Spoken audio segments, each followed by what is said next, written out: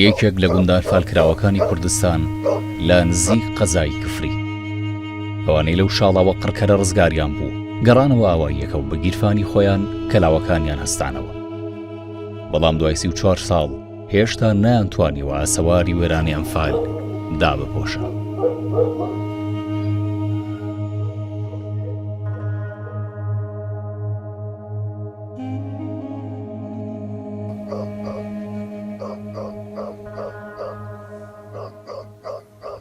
لەم دێ ئێمە دێ بەکرەشان ئێمە بە نسبەت خۆمان و عایلەی خۆمانەوە 5 کەسمان بەری کەوتن. 5 کەسە 2 خۆشکم و 2 برام و دایکم. ئەوەی بەر شاڵاو کەوتوێ خوا شایەتە لە بانسەر حتا مزگەوتەکەشی تەخت نەک ماڵێک حتا ماڵی خواشی ڕمانە تەختی عەرزی کرد. وەڵایی لێرەوە بیگرە حتا کوسلێمانی لە بازیان وە سەر دەرکە لێرەوە بیگرە لە شارە زوورە سەر دەرکە یەک دێی نێڵاوە پاو.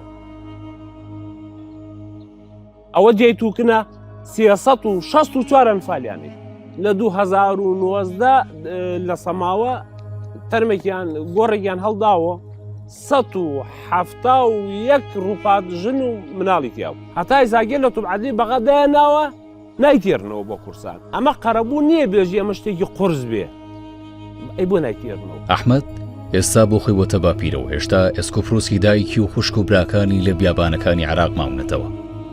ئێستا و دەپرسێ ئەو حکوومەتەی ئێسکۆپرۆسەکانمان نەداتەوە چۆن قەرەبوومان دەکاتەوە؟ وەڵاهی من زۆر جار وتمە حکوومەتی هەرێم ئەم موچە بە ئێمەدا من بەڕاستی دانان حەقی بەغایبیدا پێمە. من لە 92 ژنم ماوە هەتاکو ئێستاگی قەرەبوو هەر نایبینم زۆر ڕەش بینم. باوەڕ ناکەم ئەو کوڕەزامیشە بیبینێت دەکە کەیسی ئەنفال قەرەبوو بکرێتەوە مشتێ خۆڵم بداتێ بە یاسا لێی وەرەگرم یەک مشت خۆڵ نەک پارم بگاتێ مشتێ خۆڵم بگاتێ بڵێ ئێوە حەقتانە ئێمە وەرێگری. هەر لە ماڵە دانێن هەر کەسێک و بۆ سمبوڵی خۆی لە ماڵەکەیە داین. لە دوای پرۆسەی دادگاییکردنی سەدام حوسێن و بەرپرسانی باڵای ڕژێمی پێشووتری عێراقەوە حکوومەتی هەرێمی کوردستان بە پشتبەستن بە دەستوور و یاساکانی پەرلەمانی عێراق و بڕیارەکانی دادگای باڵای تاوانەکانی عێراق گفتوگۆی قەرەبووکردنەوەی زیان لێکەوتوانی ناوچە وێرانکرا و کۆمەڵ کوشکراوەکانی هەرێمی کوردستانی لەگەڵ حکوومەتی بەغدا دەست پێ کرد. ساڵی 2012 وەزارەتی شەهیدان بەڕاوێژکردن لەگەڵ پسپۆڕە بیانیەکانی بواری قەرەبووکردنەوەی کۆمەڵکوژی لیژنەیەکی پسپۆڕی لە شارەزایانی زانکۆکانی سەلاحەددین و سلێمانی و دوهۆک پێکێنا. لیژنەکە لە ماوەی 3 مانگدا راپۆرتێکی تێر و تەسەلی لەباری زیانە مادی و گیانیەکانی و کوشتار و وێرانکاریانە ئامادە کرد کە حکوومەتی بەعەس لە ماوەی ساڵانی 1963 تاوەکو 2003 لە کوردستان ئەنجامیدا بوو.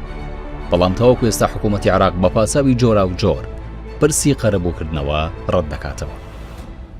هەرچی کردەوەی سەربازی هەرچی وێرانی گوندەکان لە هەموو ناوچەکانی کوردستان بە گەرمیان خانەقین تا زاخۆ بە کوردەکانی فەیلی کە لە ناوچەکانی ناوەڕاستی عێراق بووینە بەو مەناتقانەی کە جێ ناکۆکن بەو کۆچەی کە کورد بەرەو ئێران و بەرەو تورکیا بووە پاشان ئەنفال و کیمیابارانە کە کۆمەڵکوژیەکانی بە ناوبانگە ڕاپەڕینە حتا ئێمە خەملاندنەوە بۆ ئەو حاڵەتانەش کرد کە خەڵکێک وەخت خۆی نەفی کردوایە لە ناوچەکانی کوردستان بۆ جنوبی عێراق. لە دیڕاستەکە ئاخیر دیتێل کە گەیشتینێ خەملاندنی هەموو زەرەر و زیانەکانی کە بەرامبەر هەرێمی کوردستان و ناوچەکانی هەرێمی کوردستان بە ناوچە جێناکۆکەکانەوە بە 384 ملیار دۆلارمان خەملاند. ئەوەی جێی دڵخۆشی بوو سەرۆکی حکوومەت لە یەک لە دانیشتنەکان کە پرسی یەکەمی قەرەبوو بوو ئەمە دڵمان زۆر بەوە خۆش بوو کە لە دانوستانەکان ئێمە پێویستە لەگەڵ بەغدا هەمیشە قوربانیەکانمان پلەیەکبی لە قسەکردن لەگەڵیان لە وتوێژ لەگەڵیان چونکە ئێمە کێشەی خاک و خوێنمان لەگەڵ بەغدا هەیە نەک کێشەی نەوت و موچە. تیمێکی باڵا لە ئەنجومەنی وەزیران کە ئەوانیش کاریان لەسەرەوە کرد پاش تەدقیق و وردبینیکردن پەسەندی ئەم پرۆژەیان کرد. لە ساڵی 2013 بە کتۆبی فەرمی بە واژووی سەرۆکی حکوومەت ئەم زەرەر و زیانە ئاراستەی ئەنجومەنی وەزیرانی حکوومەتی عێراقی کرا. ئێمە هەموو ئەو ڕاقانەمان بردچوینە بەغدا. نوری مالکی سەرۆکی وەزیران بوو، محەممەد مەشەدانی سەرۆکی پەرلەمان بوو، ئیتر کۆمەڵێک کەسایەتی دیاری کوردیش هی ئێمە حزبە سیاسیەکان لەوێ بوون ڕەفزی ئەوەیان کرد کە ئێمە لە ئێستادا عێراق قەرزێکی زۆری لەسرە بە تایبەتی باسی قەرزی کوێت و وڵاتانیان کرد دۆخی ئابووری عێراقی شوایە کە ناتوانین ئەو قەرە بۆ بدەین بۆیە ئەگەر ئەوە بدەین دەبێ بدەینە کەیسەکانی تری دووجیل و کەیسی ئینتیفازی شعبانیە و کۆمەڵە گەوانی تریش قوربانینە و دەبێت قەرەبوو بکرێنەوە منیش لەو سەردانانم تاکیدم لەوە دەکردەوە ئێمە تەنها ئەوەی داوای دەکەین بۆ ئێمە نییە ئێوە دەتوانن هەموو قوربانیەکان قەراری دادگا ئەگەرچی لە یاسای بودجێ عێراقدا هەمیشە پێوەری ژمارەی دانیشتوان و زۆرینە و کەمینە بەکاردەهێنرێت بەڵام ئامارەکان دەری دەخن کورد لە ڕێژەی قوربانیان و کۆمەڵکوشکراواندا زۆرینەی عێراقە بە جۆرێک کاتێ دەچێتە هەندێک لەو گوندانی بەرشاڵا بیان فالکەوتون ژمارەی قوربانیەکان لە زیندوەکان زۆرترن بەڵام تاوەکو ئێستا بەغدا بایەخی بەو قوربانیانە داوە کە کەمینەن چەند پارەی زەرک خۆیان خۆبەخش خۆیان تەرخان کرد بەوەی کە داوای قوربانیان وەربگرن ئیتر مەلەفاتی دۆسییان بۆ کراوە چەندین دۆسیە ئامادەکرا قوربانیان خۆیان دەهاتن لە ڕێگەی و پارێزارانە داوایان لەسەر حکوومەتی عێراق تۆمار دەکرد بۆ ئەوەی داوای قەرەبوو بکەنەوە ئێمە 16 دۆسیەمان لە بەغدا ئەنفال هەڵەبجە بارزانی فەیلی ئەوە جینۆسایدە تاوانی دژە ڕاگواستنی ناوچە کوردستانیەکان لەگەڵ کۆچڕە و ڕاپەڕین ئەو 6 دۆسیە ئێمە دۆسی ڕاگواستنی پشدەرمان هەیە ئێمە دۆسی سید سادقمان هەیە کە ئەوانە بە تەواوکەری ئەنفال ژمێردران دۆسی سربەخۆ بوون پێویست بۆ ڕەوانەی تاوانی دەدگای تاوان بکرێت ئێمە خاپورکردنی کانی ئاشقانمانەیە گەڕێکێکە لە هەڵەبجە ئێمە پێنجوین دۆسیەکە ئێمە کانی ئاشقان کە ئەفو ئەشکەوتی دەکان دۆسیەکە 22 کێسمان بە فەرمی لە دادگا تۆمار کرده بوو 16 لەم کێسانە پەراویان بۆ کرابووە 4 لەم کێسانە کۆتاییان پێهاتە بوو لە پاش ئەم چارە هیچ کێسێکە نەکراوە ئەمە جانبێکی بوو جانبی دووەم بەغدا منزومەیەکی متەکاملی هەیە ئەو سیاسەتەی کە سەرۆکی ئەنجومەنی وەزیران پەیڕەوی کرد ڕنگدانەوەی ڕاستەوخۆ لەسەر بڕیارەکانی سەرۆکی ئەمانە ئامەی عێراقی هەبووە و ڕنگدانەوەی لەسەر وەزیری مالیە هەبووە و ڕنگدانەوەی لەسەر مؤسسەی شەهیدان هەبووە گوندی سۆریا کە برامەسیحەکان تێدا نیشتەنێن و ئەوە جینۆسایدێکە کە ساڵی 69 کراوە ئەو دۆسیانە کە کۆیان 16 دۆسیە بەداخۆ ئێمە 6 دۆسیە لە بەغدا کۆتایی هات کە دەینەوە ژمارە یاسای ژمارە 16 ساڵی 2010 یاسایەکی زۆر جواندانراوە کە دەڵێ هەر کەسێک زەرمەندی دەستی ڕژێمی پێشووە لێژنە پێکاتوە لە بەغدا نەک ڕووبکەنە دادگاکان بەڵکو لێژنەیە کە لێژنەکەش قازیەک سەرۆکایەتی دەکە سنفەکەیشی دیاری کردووە ئەو بۆ کوردستانیش لە یاسایەکە هەیە کە دەڵێت لە هەرێمیش ئەو لێژنەیە دروستبی بە سەرۆکایەتی قازیەک بەداخەوە دین عێراق لەوەشیان دووبارە غەدر لە هەرێمی کوردستان دەکە کە لێژنەکەی هەرێمی کوردستان دەڵێت دەبێت پێویستە هەرێمی کوردستان ئەو قەرەبۆیە بدات ساڵی 1970 ڕژێمی بەعەس لە ئێرشێکی سەربازی وێران کردا شاری هەڵەبجە و دەوروبەری کیمیاباران کرد لەو ئێرشەدا نزیکەی 5,000 کەس شەهید بوون زیاتر لە 13,000 کەس ئاوارە و دەربەدەر بوون زیاتر لە 2,000 کەس بەرچەکی کیمیایی کەوتن 216 گوندی ناوچەکە و 4 ناحیە وێران بوون کە 112 خوێندنگا 32 نەخۆشخانە بە تەواوی وێران کران هەر بۆیە زیانە مادیەکانی هەڵەبجە لەو هێرشەدا زیاتر لە ملیارێک دۆلارە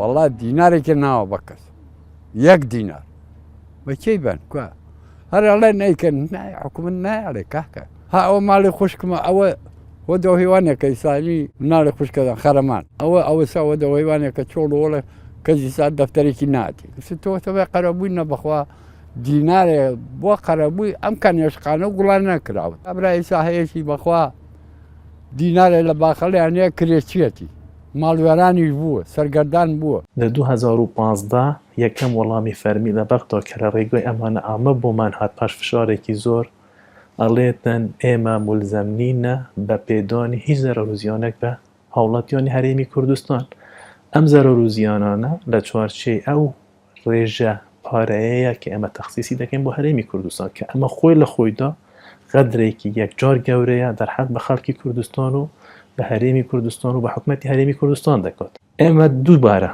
مفاتحەی عێراقمان کردەوە هەمان جواب هەمان وەڵام هاتەوە تەنانەت هەوڵماندا وەکو پارێکی کاش داوای نەکەین بەڵکو لە چوارچێوەی پرۆژەی تایبەتی کە خزمەت بە باشکردنی ژیان و گوزەرانی خانەوادەی قوربانیان دەکات داوای بکەین. بۆ نمونەیەکێک لەوانە داوامان کردبوو بەو تێچووە و خەسارەتە دەکرێت کۆمەڵێک گوندی نمونەی دروست بکرێ، کۆمەڵێک کۆمەلگای پیشەسازی دروست بکرێ، کۆمەڵک دەرفەتی کارکردن دروست بکرێ، ئاوەدانکردنەوەی ئەو شوێن و لە ڕووی ژینگە ئەوانە بایەخیان پێ بدرێ. بەغدا ئامادە نییە بە یاسا هیچ شتێک لەگەڵ تۆ بکە. لە ڕووی نێودەوڵەتیشەوە کورد ئەو پێگەی نییە لە دەرەوە بڵێن دەوڵەت نی، مادام تۆ دەوڵەت نی هەر لە چوارچەی عێراق هەر پرسێک لە دەرەوە دەورژێنی دەڵێ ئێوە دەبی لەگەڵ عێراق هەماهەنگی بکەن.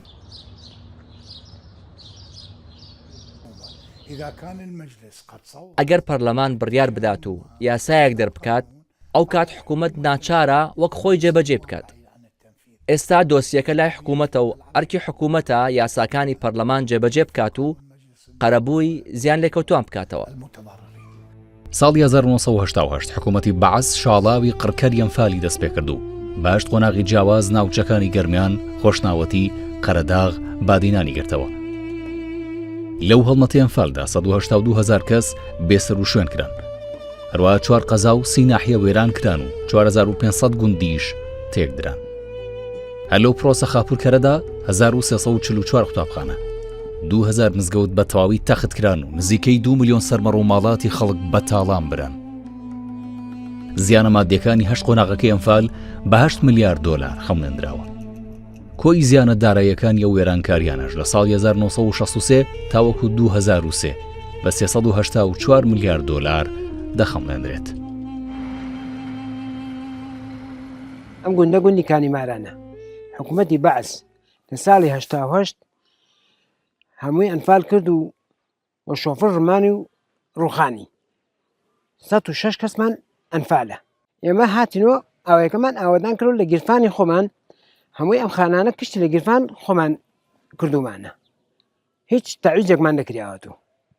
ئێمە پێمان خۆشە خۆ قەرەبوو بکرێن و دوای ئەم هەموو ئەنفال و کارەسات و هەمومان بەسەراتێ هەر باشترە. ئەوەی ئێمە پێشکەشمان کردووە نزیکی 4000 دێ دەبی لەوەی دادگای باڵای تاوانی عێراق کە پێشکەش کراوە ناوی دێیەکان و شار و شارۆچکەکان کە هاتووە لە پرۆسەکە. ئەگە دەی تاوانی برافەیلیەکان ئەوە دیارە، یاخود دەڵێن تاوانی هەڵەبجە ئەوە دیارە تەنها هەڵەبجەی گرتەوە. بەڵام کە دێن بۆ پرۆسی بەدناوی ئەنفال بەعەز جیاوازی نەکرد، سەرتاسەری کوردستان پرۆسەکەی گرت. دوایین گرفت کە ئێستا ئێمە لەگەڵ بەخدۆمان هەیە بە فەرمی دەستگای شەهیدانی عێراقی هیچ ماف و امتیازێک یان هیچ پەسەندی نووسراوەک ناکاتن کە لە ڕێگای وەزارەتی کاروباری شەهیدان بۆ کەس و کاری شەهید کە دەیانەوێتن لە یەکێک لە پارێزگایەکانی تری عێراقی سوود لە یەکێک لە یاسایەکانی تر وەرگرن کە لە زمنی یاسای چ دەستگای شەهیدی عێراقی هەبێتن یاخود لە یاسای وەزارەتی خوێندنی باڵای عێراقی هەبیان وەزارەتی پەروەردەی عێراقی هەبیان وەزارەتی دادی عێراقی هەبێتن یاخود لە وەزارەتەکانی تری عێراقیدا هەبیتن کە ئەمە وا دەکاتن بێ ئەمەلیەکی یەکجار زۆر دروست ببیتن. بۆ نمونە ئەگەر کوردێک بیاوێتن لە تکریت وەربگیرێتن ئەو مامەلەیە لەگەڵ کوڕە شەهیدێک دەکرێتن لە تکریت هەمان مامەلە لەگەڵ کوڕە شەهیدێکی هەرێمی کوردستان ناکرێتن کە لە تکریت دەخیندرێتن. حکوومەتی عێراق لە کۆتایی مانگی 12 ساڵی 2021دا کۆتایی بە بژاردننی زیانە داراییەکانی داگیرکردنی خۆی تێناو بڕی 52 میلیارد دۆلاری دایەوە بەو وڵاتە کە لە سەدا 5 داهاتی فرۆشتنی نەوتی بۆ تەرخان کردبوو. بە پێی زانیاریەکانی ڕوودا و لە ساڵی 2011 بەرپرسانی هەرێمی کوردستان داوایان لە نەتەوە یەکگرتوەکان کردبوو عێراق و کوێیت ڕازی بکرێن بەوەی مانگانە ڕێژەی 102.5 داهاتینەوە لە عێراق وەربگرێت بۆی بەغدا بیانووی قەرەبووکردنەوەی زیانەکانی هەرێمی کوردستانی نەمێنێت. بەڵام بەرپرسانی نەتەوە یەکگرتوەکان گوتبوویان پێویستە بەرپرسانی عێراق ئەو داوایە بکەن.